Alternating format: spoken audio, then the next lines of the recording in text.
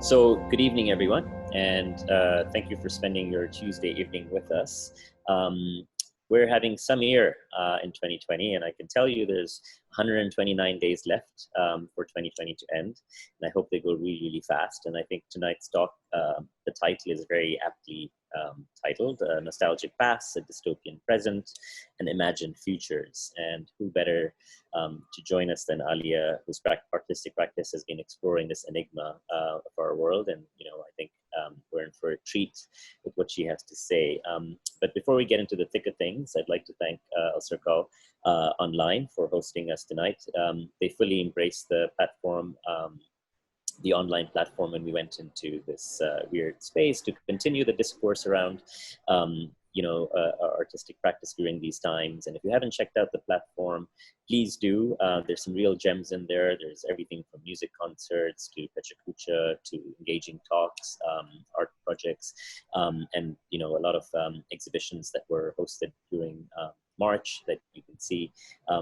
And if we have another lockdown, which I hope we don't, we're going to be all set. So, and at September 2nd, they will have a roundtable titled "How Will We Return," which again is seems really intriguing and interesting. So try and join that, please. And to get started, I'm going to introduce my collaborator tonight, Miranda McKee, joining us from Toronto in Canada. Miranda is no stranger to many of you, having been with us at GPP for many years, and then with Alserkal Avenue. She's responsible for a lot of the good things that happened at GPP. She was with us at the very start when we moved to the Avenue in 2011, and a lot of where we've reached has been influenced and shaped by her curatorship and her emphasis on community building. So we're very proud to have associate with Miranda, and even though she's not with us, her legacy and impact lives on. And of course, she did a lot of the programming last summer at Alserkal, so we truly miss her. And she's currently based in Toronto and working as a freelance curator of public arts programming and exhibitions. She has a fantastic reading of photographs and an eye for detail, and I've learned so much from her meticulous approach in conceiving and executing exhibitions. And Alia, of course, can attest to that, I'm sure, as she was instrumental in producing this beautiful show that we had of Alia's work in 2017 at our gallery here in Alserkal Avenue. Over to you, Miranda. Thank you so very much for that lovely introduction. I'm really thrilled that we have this opportunity to come together as friends and as colleagues and collaborators to share this digital space in a pandemic when it's not possible to share physical space in some cases. As Mohamed mentioned, I had the pleasure of working for GPP for many years, and I feel that the work that Mohamed and his team continue to do is exactly what we need more of in this strange new world. GPP played a key role in building community and providing education and skill development, and also supporting the growth and development of visual storytellers in the Middle East and beyond. So thank you to GPP, and thank you to Alserkal for providing us with this platform for a discussion today. So I met Alia during my time at GPP, and I had a wonderful time working with her on the exhibition Borderland, which took place in 2017. And what initially struck me about Alia was her passion for the exploration of her practice. She was willing to get her hands dirty, staying late into the night with me, making the final touches on the exhibition installation. And it was in those wee hours that I began to understand more about her history and about the motivation behind her work.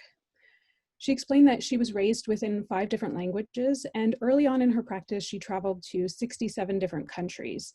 After some time, she realized that she saw imagery as a way of communicating beyond the limitations of language.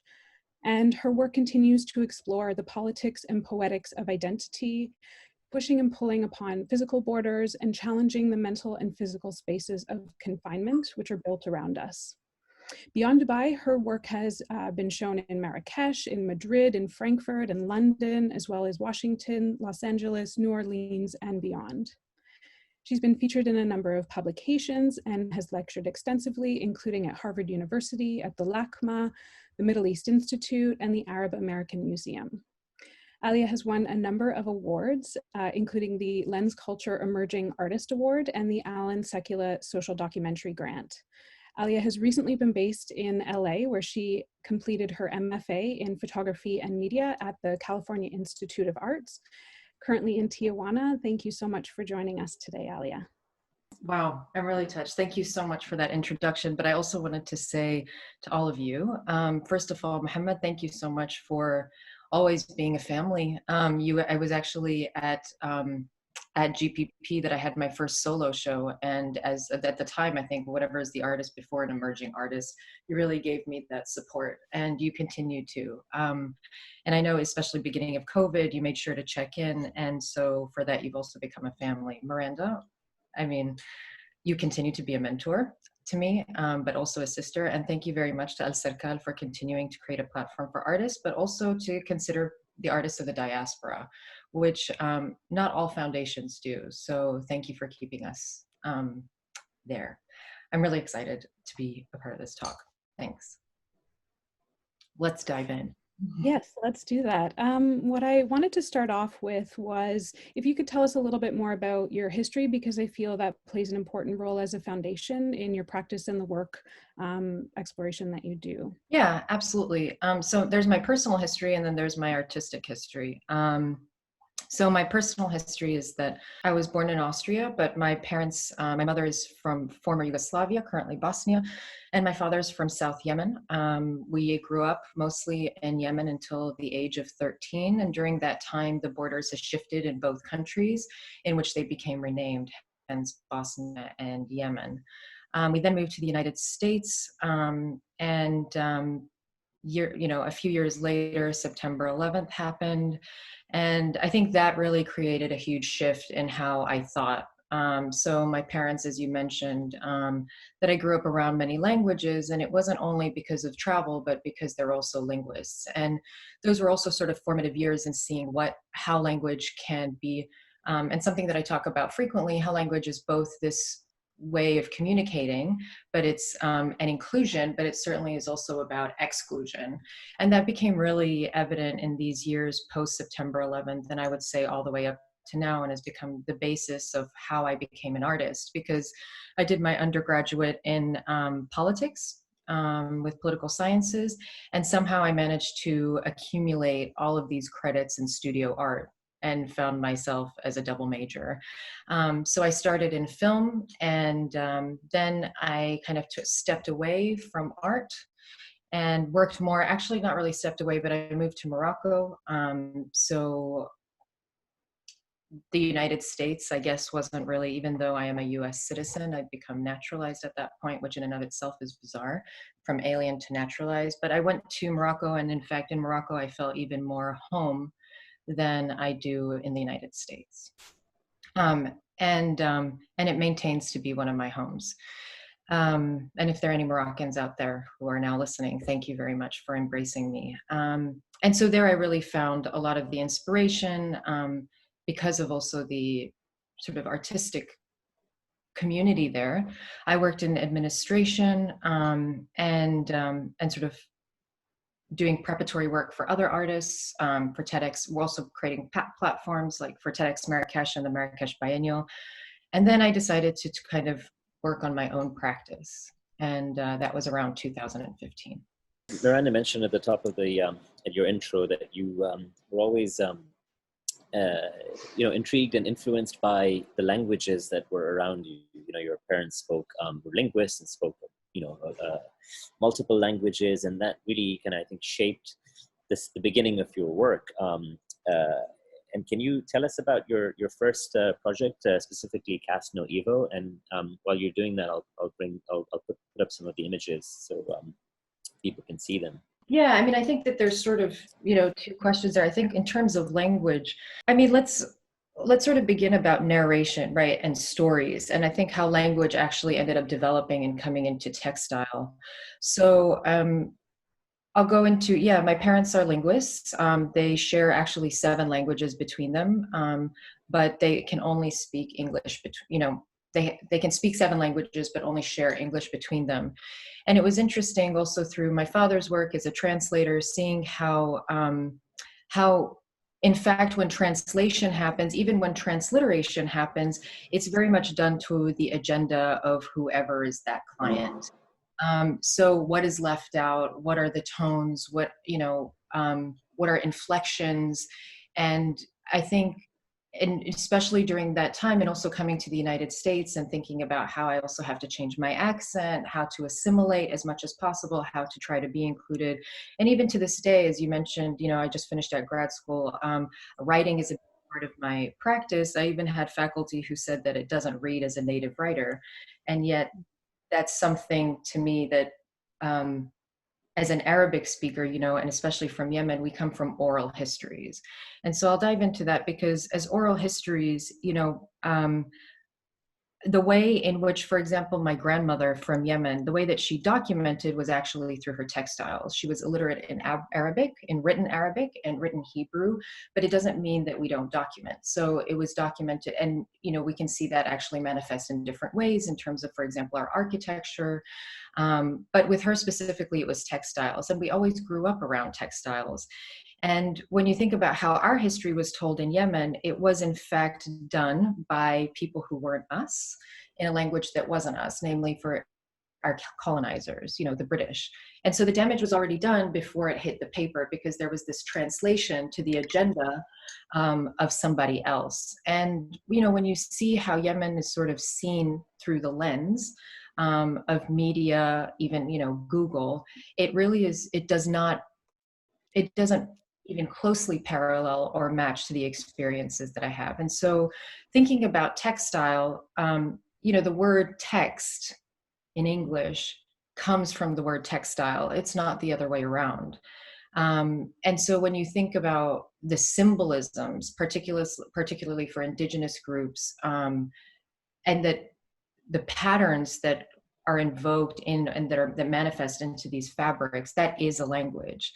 And Cast No Evil really began, there was a project that I did before called Speak an Image, and it really wasn't for anyone except myself. It was sort of after not holding the camera for 10 years. And I decided to go to the places, quite frankly, that I wanted to see before I die. And it just happened to be what I found, that I was attracted to the places which the language, it didn't become really something that was important for me to be able to communicate. We depend so much on the written language, on the writing. But, going to Mongolia, for example, going even though in India, they have these, you have a lot of English, but also seeing Hindi, Zanzibar, Kyrgyzstan, Nepal, and kind of focusing a little bit more about the images around. And what I found that I was really drawn to while taking these photographs was textiles. And in Cast No Evil, I was in Morocco actually when I started taking them, and it was after a photo shoot that I did with Hassan Hajjaj, who's actually become a mentor. He was photographing me, and he told me at the end, he said, you should really photograph yourself. And I don't know, I thought that was kind of stuck in my head, and I didn't really have much. It was a little bit of a difficult time, but what I did realize is that I had everything around me, and these were these textiles, and I started pulling them out, and thinking about the camera sort of also as just like I talked about language, that language can be a weapon, that the camera can also be, in fact, a weapon because of the power of the photographer on one side. And so I wanted to, in this one, really think about being on both sides of it, being both the observer and the observed. So these are auto portraits, what I wouldn't necessarily call them self-portraits. And I sit, I use the fabrics and basically created this staging, right? And this sort of speaks to what I'm doing now. And I think what a lot of artists do is creating this fourth dimension, this other space in which we can see ourselves. And the fabric then really kind of talks about borders and barriers. What is it that different, about power, even between, the observer and the observed. And that, of course, lended itself into Borderland very much so. So I think with Borderland, I think that was also, kind of extending out from Yemen, really, like from this, narrative that I saw. This was, the Borderland series was really inspired by rage. I would say definitely. And I think, this was exactly about 4 years ago. And in the United States, every 4 years you have the elections. And as you might know, this year is the other elections. And it was the lead up when Hillary Clinton and Donald Trump were sort of going through the primaries, and there were all of these horrible things as I'm sitting in Mexico that were being said about everyone, unless they were sort of white, male, Christian, conservative. And there was something really horrible, which I don't think the necessity to repeat, about Mexicans. And what I realized during that time was also, after so many years of these sort of triggering and traumatizing things that were being said about Muslims and about Arabs and about women, there's a part of it that it becomes sort of that I become desensitized to it, which is, I think, really dangerous. And I started to think, I looked up, just curious, I kind of do this a lot, where I look up things on Google, and then I just put in a word or a place, and then I see the images just to see what is the visual narrative that people are drawn to. And of course it changes by computers, but not actually as drastically as we think. And when I saw it, I saw, for example, Yemen. I mean, when we think about how things are, how Orientalism is actually really alive, you look at Yemen, Iraq, Syria, and you see that the Pantone, the color is the same. Everything looks like it's a desert. You see red, you see, limp bodies. When I was looking at Mexico, the first thing that came up were drug cartels and, Cinco de Mayo. And these were completely not the images that I had in mind. And what I was thinking about were the exceptional textiles. And so I thought, that I wanted to sort of, at least as an attempt, to break this narrative. And for the span of a year, I went to 11 different regions in the world, starting in Oaxaca, Mexico, to really explore how other indigenous communities, like mine in Yemen, but like how they, what their textiles meant. What are the symbols? What was the process of making them? And in a way to make a portrait of that society, not by looking at their faces or the eyes about this othering, essentially, but rather about their brilliance, about their minds, about what their hands could produce. And so it really becomes their portrait, but by what they make. And really acknowledging them not only as these, as masters, but also as really high artists, in my opinion.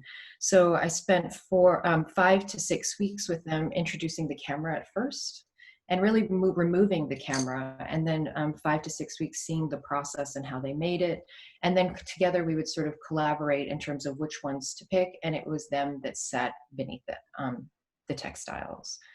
And there is something important to say. So for example, when we installed at GPP, and every place after, thinking about photographs, these are representations, right? A photograph is a representation of something.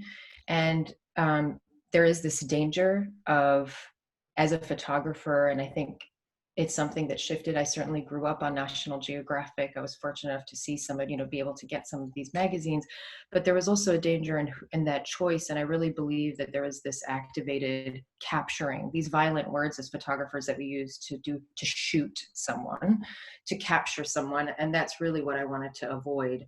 And so I really wanted to collaborate. And so at different exhibitions, I actually would feature different master artisans with their textiles and create this architectural intervention in this space, where I would upholster the space, and also provide information so that people could buy directly the textiles from these masters. Yeah. Cool. Go ahead, Miranda. I think this is an interesting moment to bring up another conversation that we've had, because I think the exhibition of Borderland at GPP was one where people really did feel drawn to the work because of its sort of aesthetic presentation, but that gave them an opportunity to ask questions and to learn more about exactly what it was, the story that you were telling. And so I think this also brings up this ongoing debate where somehow aesthetic work is pinned against what is, considered more conceptual in the contemporary art world, particularly in institutions. And I wanted to hear a little bit more from you about your experience in those conversations, because I think it's important, within the context of your work. And I think that's something that is actually powerful about your work. Yeah, I really appreciate that question, actually, because it's something that, yeah, that I've dealt with quite a bit in the last 2 years. So as you mentioned, doing grad school, and I think it depends on which institutions you're talking about, because I'm going to put this in quotes, the Western institutions, right? Because I really don't see that as much, because it's not really happening in West Asia and South Asia, certainly, and in Africa, right? It is coming out certainly in North America and in Europe, and it makes me think, what kind of an artist and who's your audience? What kind of artist do I want to be and who's the audience? And going to grad school, I mean, I think the power of work is like when I was talking about this idea of, and in our previous conversations about rage, I mean, I think there's so much anger, there's so much upset of like, how do you change certain things, being, culturally Muslim, Arab, even as a United States citizen, being critical of many things, how do you make your voice heard? And I think there's a part of that that's really important to turn it and make it into something really beautiful. It's a way for processing for myself. And I think many artists to turn it into something beautiful, but also something that can be discussed, something that can be talked about, something that can be brought out a little bit, or at least pulled out questions. And so I have no problem with the fact that my work is aesthetic and that it draws people, but also that there are questions that other people can process. And as I was in grad school, in fact, this has come up where people have come into my studio, faculty even, and have told me, you need to start from the beginning because perhaps it's too decorative. And this word keeps coming up, decorative. And I think before going to grad school, I really wanted my work to be, quite naively universal. And it's not. And I think I do have an audience. And I really, what I did realize were these very same faculty or people who used even this word as decorative and as something that didn't have the same power, that conceptual and aesthetic cannot live side by side, right? And I think that's also because the lack of understanding, because they, in the West, there's been such an active way of systematic erasure that has happened in other parts of the world in terms of removing the meaning, in terms of removing the beauty. When you come into a mosque and you see these beautifully adorned walls with calligraphy, it's not just beauty, there's meaning, there's transcendence. I didn't grow up in a place like that. I grew up with textiles, sitting around textiles, touching them, feeling them, and in patterns. And I think that's just really an ignorance. And so I ended up finding that with people who maybe don't get it, it's because they're perhaps and many of them, in fact, are, I mean, this might kind of go into the next, into the films that I'll be talking about, is that a lot of them were actually white faculty, who were from the United States, who maybe have not, who have the privilege of not having to see other parts of the world.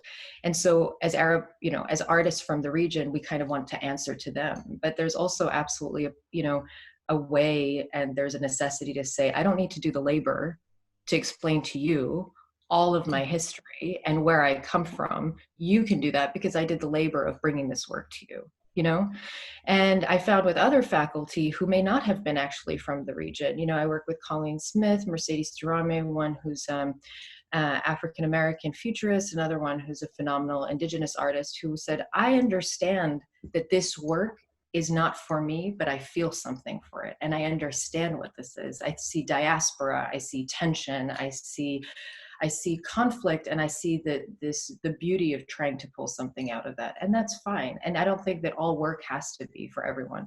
But I also think for younger artists, to not be apologetic about where they come from. And in order to think about the future, and to create work about the future, about placing us there, then we have to draw on our past, and we have to draw about what makes us unique. I mean, and what makes us different. I could keep going on that, but thank you for that question. That's great, and thank you for tackling that. It's definitely an issue that comes up a lot, and I think you've articulated that beautifully. And just want to remind the audience to kind of save their questions. If you want to send them across in chat, we'll be doing a Q&A at the end.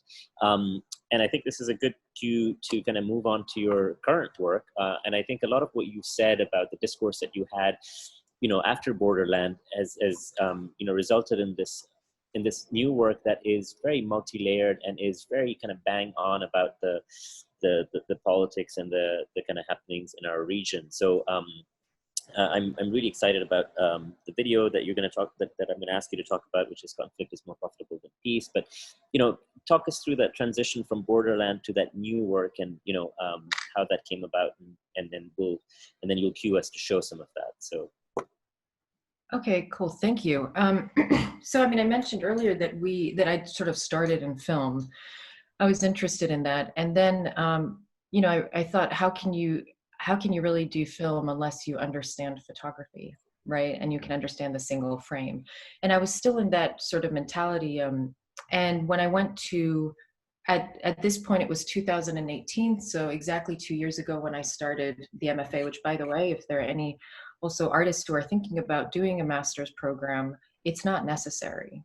I will say that. It has absolutely changed the way that I thought, but I think that's something that you can find, and I certainly have mentors, but I think you can find these resources in different ways. For me, it was actually very influential because I went in knowing exactly what I wanted. I was an older student too.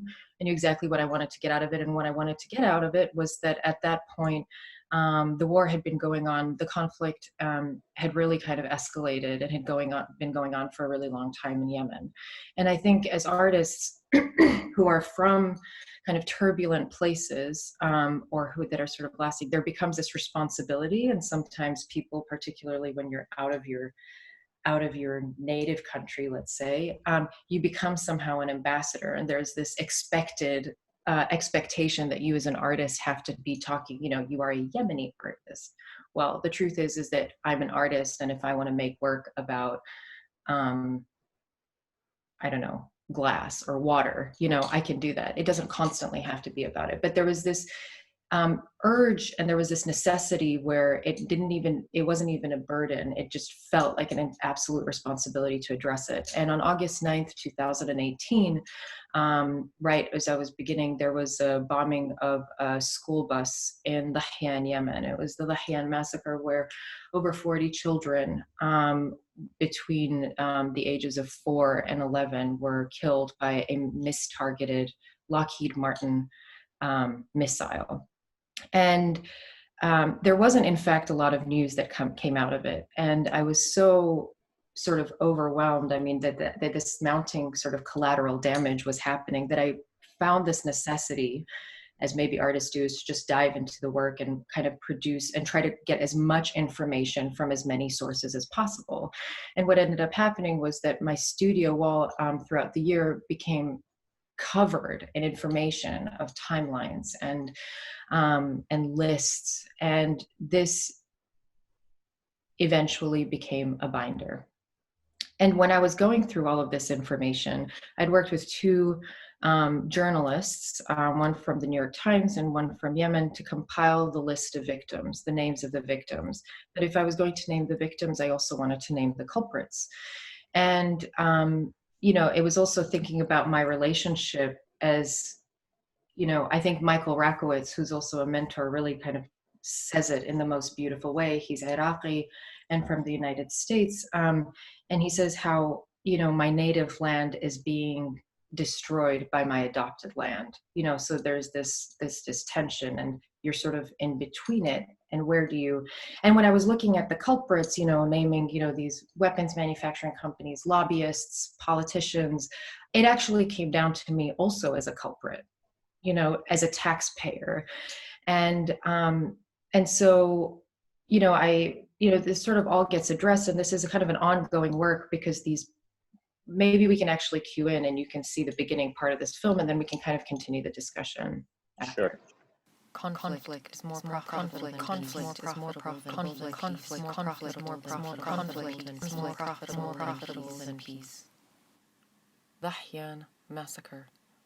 On August 9th, 2018, dozens of civilians, including at least 40 children, are killed on a school bus in Dahyan by an airstrike.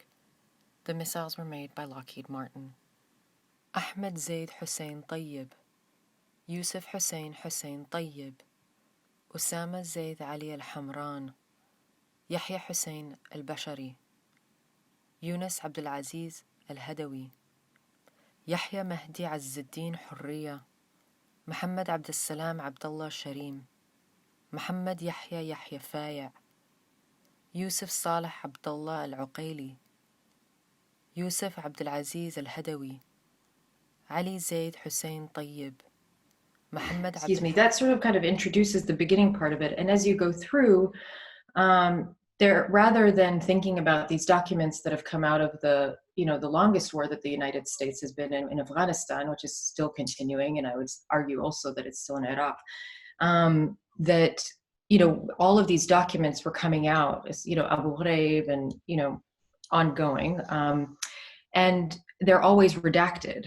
And I really wanted to flip the script on this, where in this case I highlighted. And so it goes through these different, and it really sort of reveals, it does the opposite from what I usually do, which is conceal. And so what you see in all those papers were in fact the papers that were around my studio. And I wanted to find a way. It actually showed in Beirut last year, in 2019. And I remember when people were going through, I unfortunately couldn't be there, but when people were going through and I had the binder there, I realized that only one person can see it. And so that's how it sort of turned into this video, which is essentially a sort of an abridged version of it. And I think this is something that, as long as the conflict is going on, it's sort of the labor of understanding why and archiving, because it doesn't feel like there are people or enough people or anyone actually who's archiving from all the sources of what's happening. And so this is actually a part of an upcoming show at the Benton Museum, which is going to be in Los Angeles, that's opening at the end of September, and it will all be virtual. So this will actually be available online for the duration of the show, which will go until June 2021. And for me, this is sort of I think it's been told, and I have to agree, it's sort of this generous gesture to people who maybe don't even know what is happening in Yemen, as the beginning, to understand, or to be able to at least confront the next film, which is Mahjar. And so there's really no excuse to not know about Yemen, so that's conflict. And I think also there's this other series, which I know that you talked about, that you kind of prepared for, Under Thread.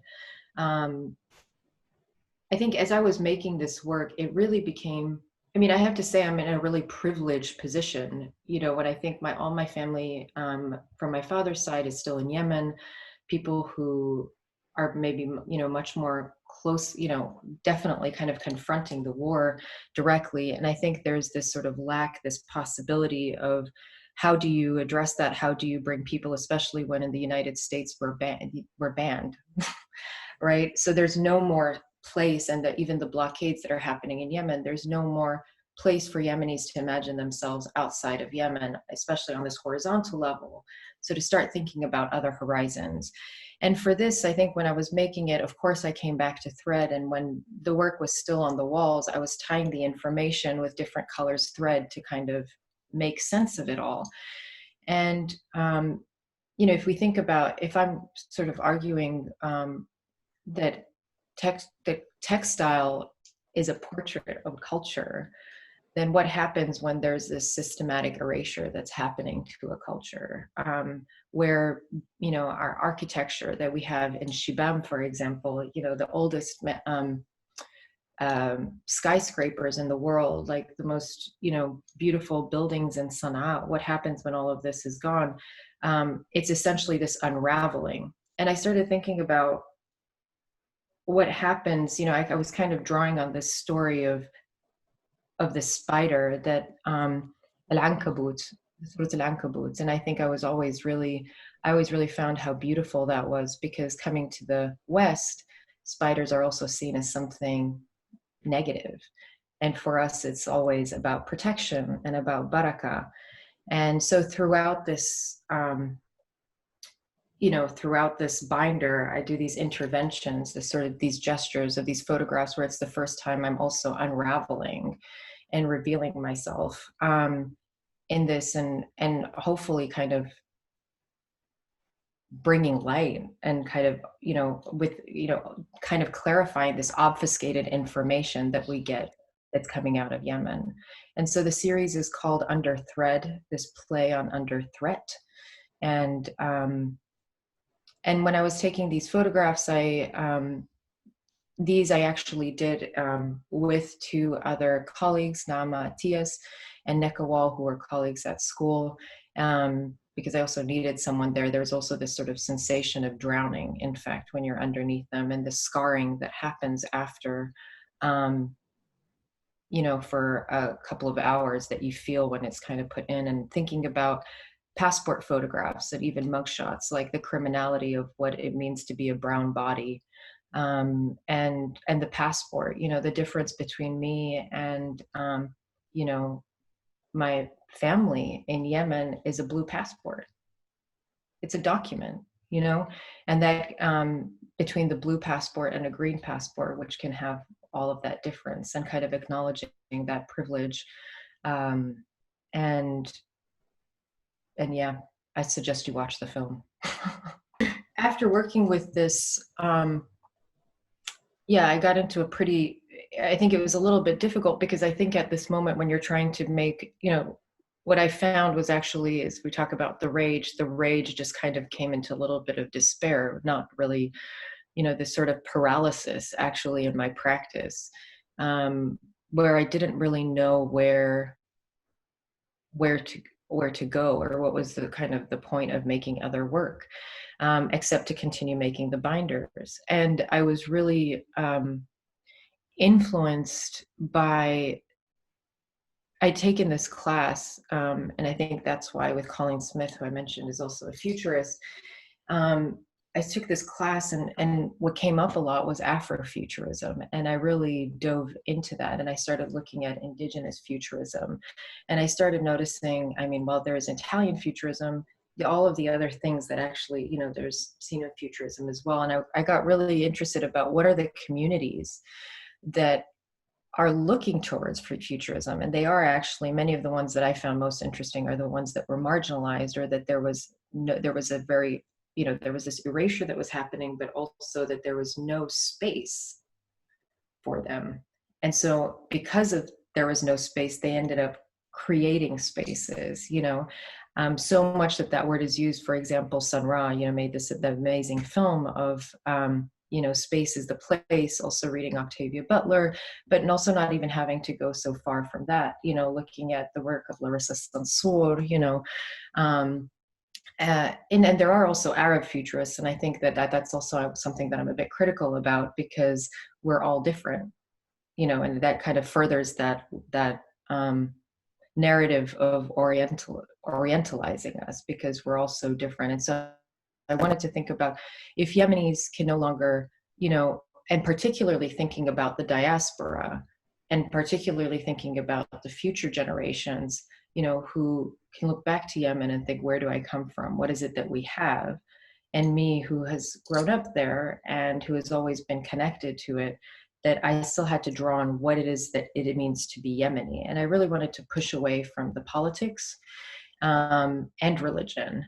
And so I was awarded the Alan Sekula grant for social documentary. And with that, I used it to go to Brooklyn, and to in New York, and to Detroit. And I worked with two incredible people, Iman Ahmed and Awad Ghazali. And Awad Ghazali actually left Yemen in the second year of the war, and came and basically built himself up from, he was kind of one of the fortunate ones, I guess, but he's also a very hard worker. And so both of them, I really wanted to ask, what is it that makes us the same, other than what is it that we have in common, other than sort of this historical trauma And, you know, how do we, again, intervene in this narrative? What are the things that we need to embrace? And of course, other than like, you know, the food and the bukhur and the textiles, and even just the mannerisms of when you greet, you know, an elder, that you kiss them on the shoulder and touch them on the feet. And, you know, that the sort of, you know, the performance of how we act in our architecture, that can actually also, that can also move with us, and it's ingrained in us. And one thing that was particularly beautiful was this story about Najm al-Ahmar. And I remember in Yemen, it kind of drawn me to that, because, you know, when we think about the Queen of Sheba, which is also drawn a lot on in Afrofuturism, and included in also some of the, you know, the religious texts, she's always sort of referenced in the West as the Queen of Sheba. And some would even call her Sheba, but actually it's the land that's Sheba, Saba, you know, and her name was Balqis. So, you know, here we go, erasure, case in point. And she was the most powerful ruler, and her throne at the time, and this was about 3,000 years ago, and her throne was in Ma'rib, Yemen. And so it is believed that a great king, I guess we would even call like a wizard, right?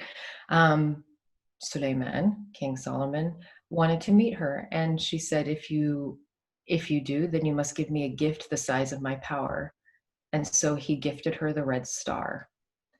And we have this sort of, you know, between Yemeni tales, there are these sort of, something that I always thought was just that I had grown up with, but Iman had brought this up, and she always thought that Venus belonged to Yemenis, and that Venus was the red star. And Awad knew that it was this sort of mythical thing. And what I remembered was that, you know, for me, I always thought about how beautiful is it that all Yemenis from 3,000 years ago to now, even now to like the 3,000 years from now, is that we all have this red star in common. And it's this sort of place of myths and this place that we are connected to.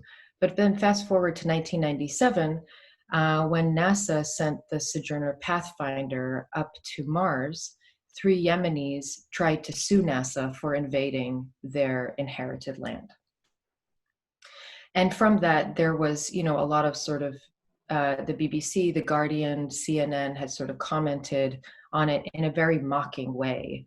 What are these 3 tribesmen trying to, you know, are they kidding, basically? And it was really, you know, and it's sort of featured in the film. So that's sort of the basis of where, that's kind of the point of departure where I start drawing and thinking about, you know, even now in the time of, you know, space colonization, right, and movement. And I think this might be an appropriate time, and we can talk about what it is that you're seeing on the walls after we see the installation.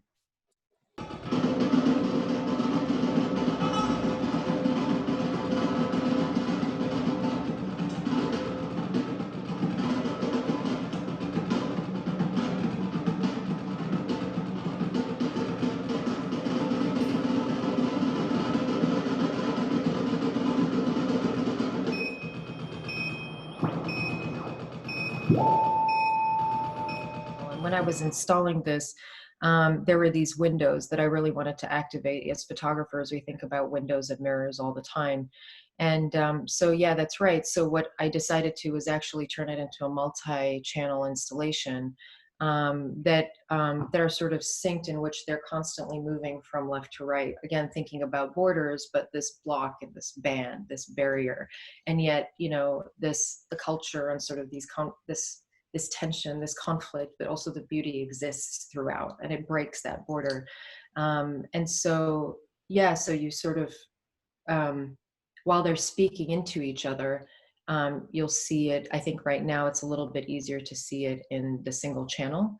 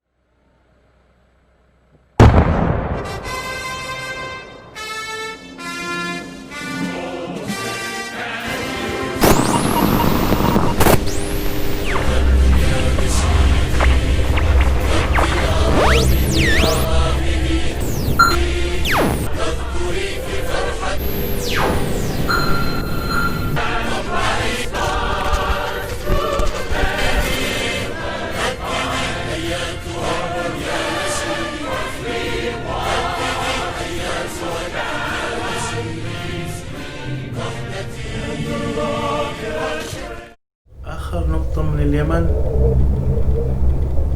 شفتها في جهاز الملاحة تبع كان الوقت ليل. طلعنا من الميناء اليمني ما يقارب الساعة 7:30 الليل. كانت آخر نقطة شفتها من اليمن أضواء الميناء بعد ما يقارب 20 دقيقة. كأنه أنا ودعت طفولتي، ودعت كل شيء، ودعت 24 سنة في اليمن، ودعتها ورائي، ودعتها بهذاك الضوء الأخير. أيضا آخر نقطة عرفت أن أنا كنت فيها في اليمن جامية لمنقار مرة ووكن معين لثوب لملحنمم لبن قهوة لوعلسم لرب بخور لمر مفتارة بلسن مراح. The film is 14 minutes long, and this one is called Mahjar. And the part that you were seeing, in fact, is this, there is a sequence that talks about Balqis, which is overlaid with objects from the British Museum and from the Met, and from the Sackler collection that were actually robbed from Yemen. And thinking about how it is that even Yemenis can no longer access, not let alone come into these spaces, like to these countries, but also cannot access these spaces. You know, the whole film is sort of tied together with two things. One, which is a spider, and the other is the sound of Mars. It's the recorded sound of Mars. And so that's why for me, the sound was quite important as because it becomes this, it's a part of that sort of sound installation. And I think it comes through in video. And what you were about to see, sort of, that's footage. So a lot of this is also found footage that is compiled from NASA, but that's brought from NASA, different parts of even UCLA, like different things that have come out from old Yemeni dancers. So there are sets of chori, throughout, which is also addressing not only our Muslim roots, our Jewish roots, of course, and what you saw was actually footage of when I was in Yemen last, which was in 2009, and I had filmed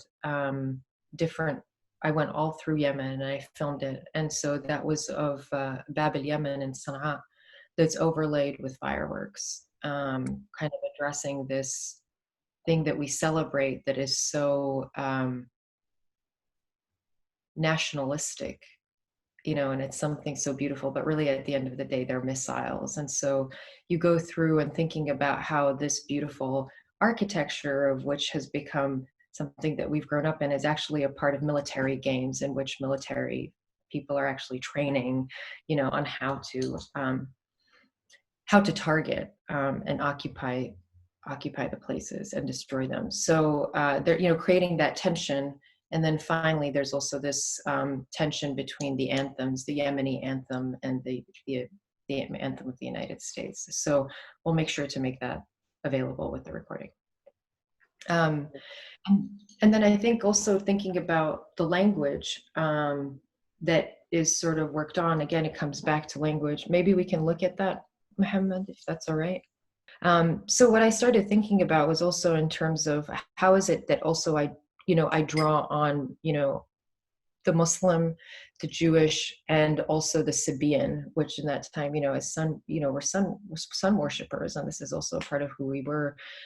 How do we draw on all of that then for language? And all of these languages have actually have come not only because they've been abducted from us, but they don't necessarily serve us completely, right? And I think even people of the diaspora as well. And so I draw, thinking about the future, if I can, you know, if we're talking about 3,000 years ago, then also thinking about the 3,000 years from now, this is essentially a letter from the future. And I started listening to ancient Sabaean, which is really incredible because when I first heard it, it actually the script very much looks like Hebrew, but when you hear it, it sounds so familiar. And when I heard it from my father, we both understood so much of it. And it kind of made me feel at the sort of edge of my my seat and like in sort of my deepest, at the ends of my nerves, that I could sort of be so connected to something. And so drawing from those, I pulled together this language, which actually I'll be doing a residency next year of trying to find meaning to it in Roswell, New Mexico.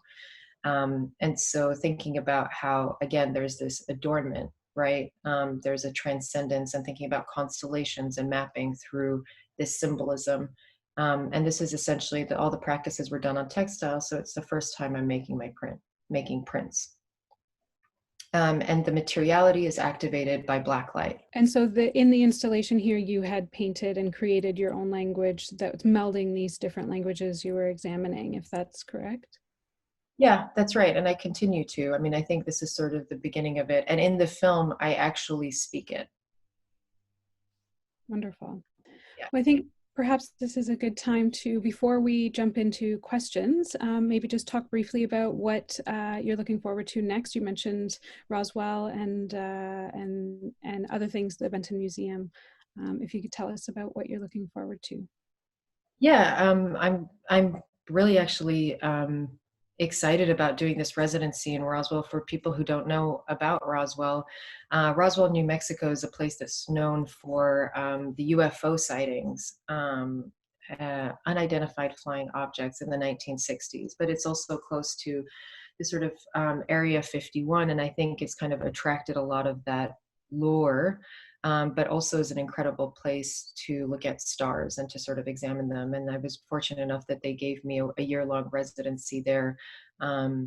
Thankfully, that's fully covered. So from the isolation of COVID into further isolation, which I'm pretty excited about. And I'll be working on the third part of the film.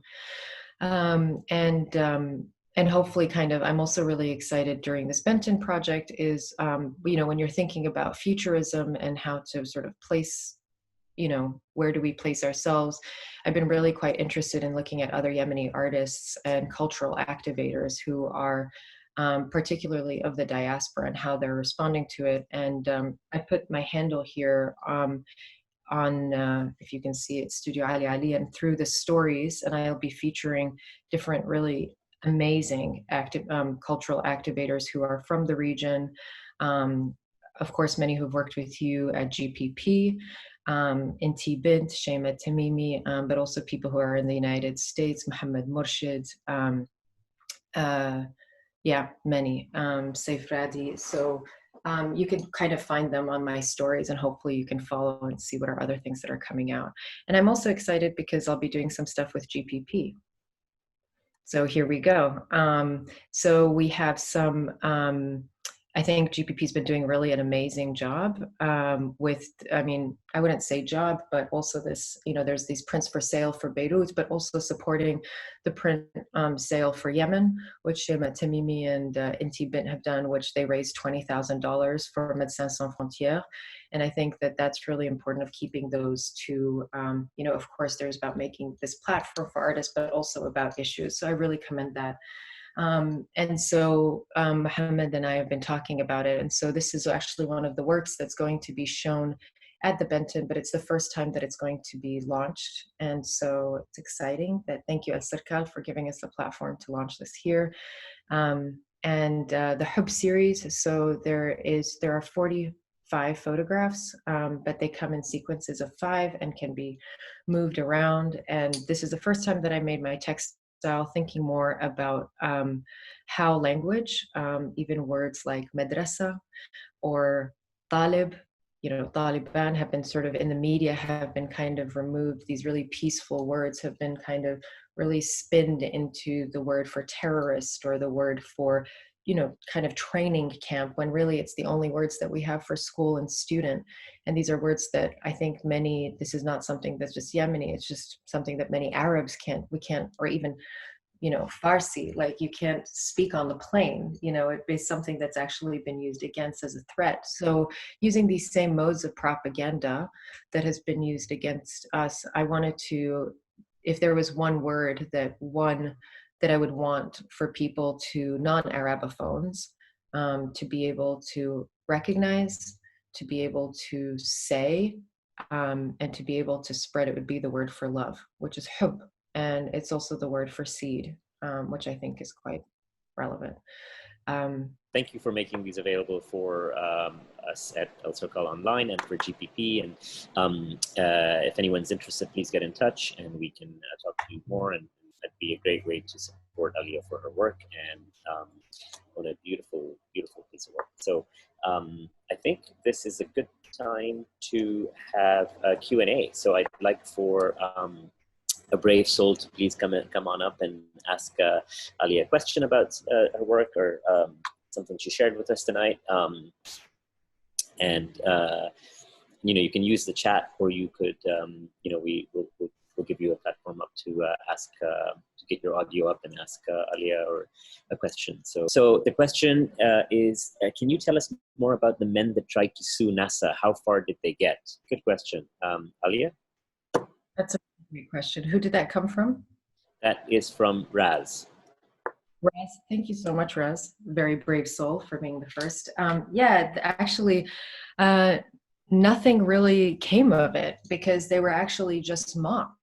And I think there were also sort of some problematics of, does it belong only to them, to these three? And what is it, is it for them to later on take certain parts of Mars and then kind of divide it up? Who is it? And I think for me that, of course, those are kind of the complications of the story. I think that's also the beauty of it, not of the story of the happening, but either way to say, I think the way that I interpret it is sort of like, fine, if that's our inherited land, but also for me, I see it as like, those are our inherited myths, those are inherited history, that's our inherited, and so, don't occupy that as well. But nothing really came of it.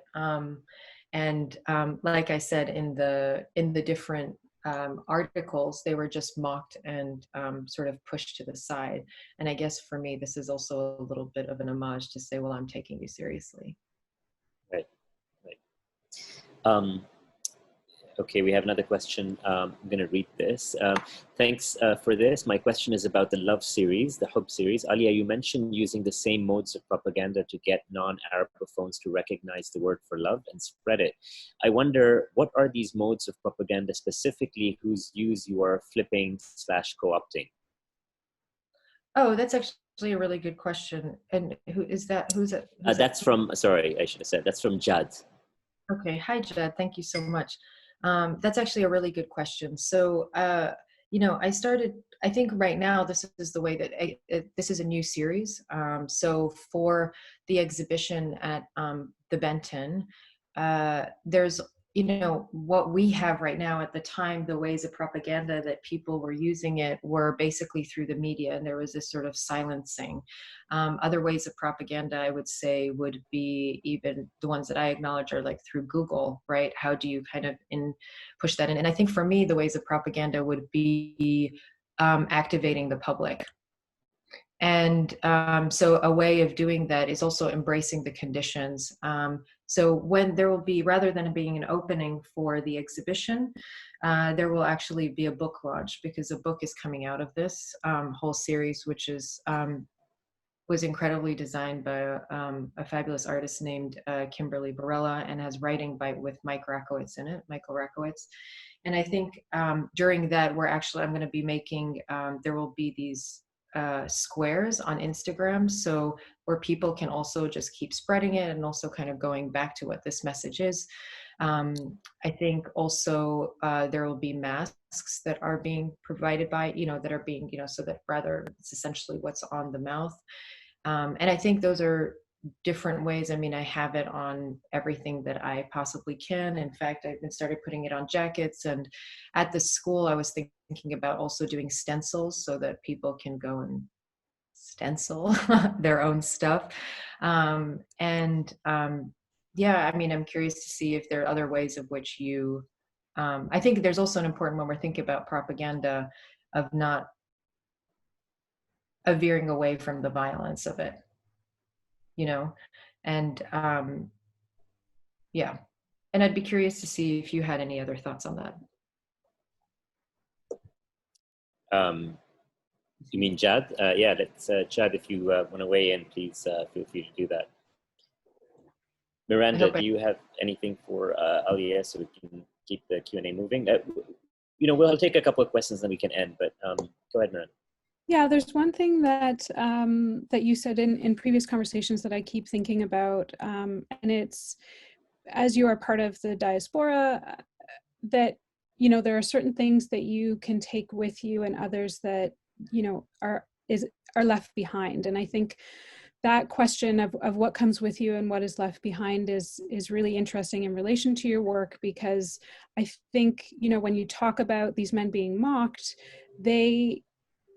that audience is assuming that myth has to be left behind, that now we're here in the present, and those myths no longer have a place. But I think what is interesting about what you're doing is saying that yes, it does have a place, and I'm bringing this with me. Can you talk more about that? That's as you were saying that, it actually draws me back to like the beginning of this conversation, where I bring in my work and it's mocked as decorative into the West. And there is a place for it. And there is a place for these myths, and this is like a case in point in which I would say, where actually I thought that there was a real relevance to this, and why not? I was looking at the moon. I think we started this conversation. I was looking at the moon yesterday, and it's strange how close it felt. It felt so much closer than Yemen, and yet we can look at it at the same time. And thinking about how all the symbolism, with my mentors like Mercedes Durrami, who's this indigenous artist, phenomenal one. We talk about these celestial, even you think about the crescent and the star, right? We talk about the celestial bodies that are so much a part of our lives, and yet and when it's turned purely to something that's science, which I also don't reject, because I think that that's also fascinating. But does that mean that science negates all of the weight of thousands of years in which that has sort of inspired, drawn, provided light, provided connection? So, I don't think that that's, I think I went on a digression there, but I think that these things are sort of relevant. And I think that's also, when we say, if our objects are so beautiful and precious and they're being housed in these museums, then why aren't our stories? Why are they being removed from why are our narratives being removed from that and put into vitrines in languages that have captions that are ones that we can't even read? And so I think in that part, it's an unfortunate labor and responsibility for us as artists to have to address that. And so it's not really a choice to not be, in this yesterday, I had a conversation of a podcast, in a podcast, and the woman, Yusra, is for Tavan Studio. She's amazing. And she says, she's also actually based in Dubai. And she asked me, she said, do you consider yourself an activist? And I said, well, I don't think it's much of a choice, one, for many of us. And two, in this regard, I think it's just human to respect and to acknowledge where these objects came from, where they, and so if it means that this story is going to push aside, it might be really amazing because it was actually threatening. Right. Oh my gosh, 3 Yemenis are trying to claim and trying to put this. Well, then what about all the other indigenous communities in different parts of the world to say, yes, us too, get off that star? And, ironically, it's so much easier to push it aside because, NASA and many of the scientists who have they've already started mapping out Mars. And it doesn't have to be Mars, but it's just such a perfect example to see that it's already mapped out with the names of, European and North American scientists who found these craters. So I think that's also something to think about. What does it mean to name and rename? Ali, there's a question that's come in that's kind of related to what you've just been talking about, where the question is, it's from an anonymous attendee who says, who asks, do you consider it a responsibility or a privilege for an artist to challenge stereotypes and reductionism? Can you repeat that one more time? Do you consider it a responsibility or a privilege for an artist to challenge stereotypes and reductiveness or reductionism? What's the last word? I'm sorry. Reductionism is the word that the person is used, or reductiveness. Do I think that it's a responsibility? I can't speak for other artists, to be honest with you, because I also think that there's yeah, you said a privilege or a responsibility. A privilege, absolutely, because of the position. I can't speak for other artists, so I'm going to speak for myself. So for me, I'll address those separately, because I think a privilege, absolutely, and it's something that I always have to check myself, you know, and also continue looking at my practice, you know, like different problematics that kind of come up in my practice, but also trying to yeah, I think it's a privilege, because look at where I am, and I had the privilege of going to, just for the fact of having a passport, of being able to travel to different places. If something happens, I would be immediately evacuated. You know, being able to make work, you know, and that doesn't mean that you have to come from a wealthy family, because I certainly don't, but also just to have the education and space to be able to speak for myself and make it. So privilege, yes. And being able to have traveled and come into contact with so many different types of people, and have the space to be able to hear and listen and be heard and listen.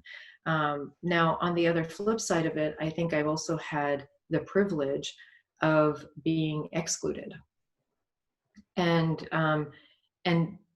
being able to be this sort of, you know, have a foot in many places, and because of that tension, also be able to create that other space in which can be mine. Now, is it a responsibility? I think for me it has been. It's just become such an integral part of my work. It's something that I think about. I don't think that it's a responsibility for other artists. I also don't think it's a responsibility for me, because I also think that I have agency, and if I want to make work about palm trees, it'll probably still turn into then I should be able, you know. But I think that I have a voice, and I worked really hard at creating the platform. So I think always kind of see that as a bit of a responsibility. I think the danger is when it's seen as a burden and expected, where, you know, if something happens, you know, how if you are this person and you're categorized, if you are all of these things and you are categorized, then this is how you need to think. I hope that answers the question. That was great. And yeah, and thank you, of course, to Alserkal.online for, and the team, you know, Bestin on the tech, Fizza and C and Nada, and all the people at Alserkal for giving us this platform and making this happen. And the guys at GPP, who I know have been working hard, Finn, and Emily and Raz. So thank you all